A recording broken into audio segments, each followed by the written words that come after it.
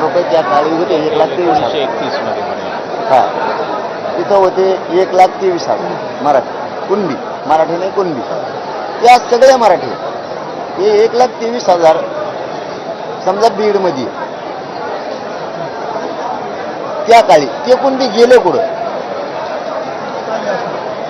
आता 1,23,000ची 5-5 पोरं जरा आजपट झाली. 5 लाख तर मराठी बीडमध्ये असते कुणबी. ते गेले कुठं हे म्हणणं आम्ही. जालना 97,000 मराठी कुणबी आहेत त्यावेळेस. 97.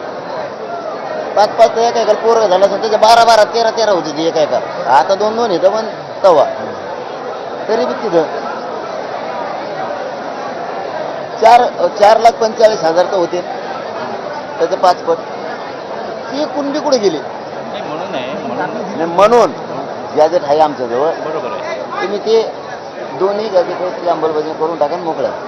हो, पण ते अंमलबजावणी करण्यासाठी काही प्रक्रिया आहे, त्याचीच काही विनंती आहे. प्रक्रिया नाही, मग सगळ्या स्वारीची प्रक्रिया काय झालं? ते सगळे सोयरे तर मी सांगतो तुम्हाला, पण ॲटलीस्ट त्या प्रक्रियेमध्ये आम्हाला थोडासा कालावधी लागणारच आहे. नाहीतर नियम बनवता येणार नाही. तुम्ही सगळे सर्टिफिकेट्स आपण इश्यू केले.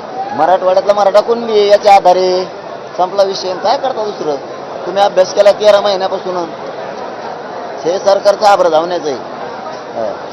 तुम्ही अभ्यास केला सगळं झालं. तुम्हाला जर ते म्हणले की अहवाल देऊन टाका की आम्हाला मराठवाडा सातारा हे गॅजेटियरचं गॅझेट 13 महिने झाला अभ्यास केला, अहवाल देऊन टाका मराठवाड्यातला मराठा कुणबी आम्हाला लगेच अंमलबजावणी करायची मंजुरी देऊन. आता राज्य मंत्रिमंडळाची कॅबिनेटची बैठक होईल. तुम्ही 1 मिनिटात देता. तर तुम्ही 13 महिने झाला अभ्यास केला. शंभूराजांनी जी एकट्यानेच 9,000 रुपये ॲप्रिशिएट करून आणलं होतं. त्याच्यात तुम्ही पण गॅजेट आणलंय. 7-8 आणलंय का नाही? हां, तुम्ही आणलंय.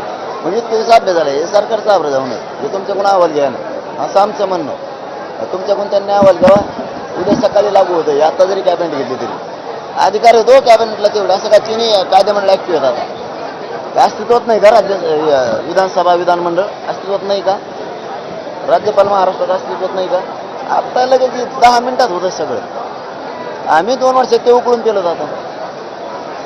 मग ह्यासाठी तुमचं म्हणणं आहे की काय कालावधी आहे? 1 मिनिटं सुद्धा नाही. याच्यात तरी नाही गड्या साहेब, याच्यात तरी नाही. 13 महिने अभ्यास झाला, 6 महिने काय झालं पाहिजे?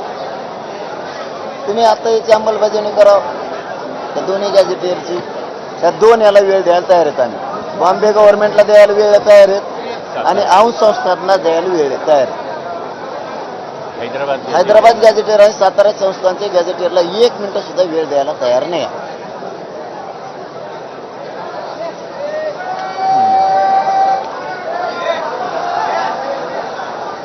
कारण हे वाचून झालंय, सगळी प्रक्रिया झाली, पुरावे बरं उडत नाही घर. हे उडत नसतं. दुसरं तरी एखादं उडण वापरतात, हे उडत नसतं.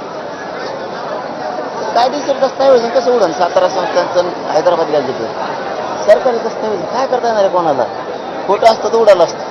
बरोबर आहे तुमचं म्हणणं, पण प्रक्रियेसाठी जी काय वेळ लागणार आहे तेवढा तरी वेळ. प्रक्रियासाठी 13 महिने झाला ना अभ्यास चालू आहे. शिंदे समितीपेक्षा हुशार आहे हे चाबरे. नाही, बरोबर आहे. मग पण ती प्रक्रिया त्यांनी अजून राबवली पाहिजे ना. मग त्यांना राबवा म्हणा. त्यांनी सांगितलं नाही. या 2ला नाही ऐकत नाही. सातारा संस्थान आणि हैदराबाद गॅजेट याला नाही ऐकत. तुम्हाला गोळ्या घाला, तुम्ही आडमुठे समजा, काही समजा, मी हलत नाही. मी ठाम करून निर्णय करून आणले घरूनच. बाकीचं सांगा तुम्ही. तुमच्या शब्दाला ते वरच्या याला लय झालं ते 8-15 दिवस म्हणता येईल. चला ठीक आहे, 2 महिने ठीक आहे, चला. आणि याला नाही. या 2 विषयाला मी 1 मिनिटं नाही. सातारा संस्थान हैदराबाद गॅजेटियरला 1 मिनिट ऐकू शकत नाही.